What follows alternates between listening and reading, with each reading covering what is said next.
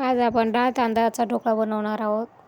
त्यासाठी मी इथे 2 कप तांदूळ, 1 कप डाळ घेऊन भिजवून बारीक करून घेतले. त्यात चवीपुरतं मीठ, हळद आणि आता ते मिश्रण मी एक ताटात लावून घेतले. आता ते शिजले की नाही बघूया. चाकूने बघितले तर क्लीन निघालेलं आहे. आपला ढोकळा छानपैकी शिजलेला आहे. आता हा ढोकळा आपण थंड होण्यासाठी साईडला ठेवू आणि फोडणीची तयारी करू. फोडणीची तयारी करण्यासाठी मी इकडे तेल टाकून त्यात मोहरी, जिरं,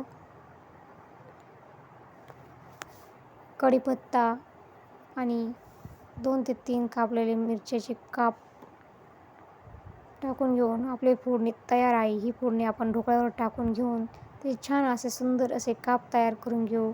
छान असा ढोकळा आपला तयार आहे.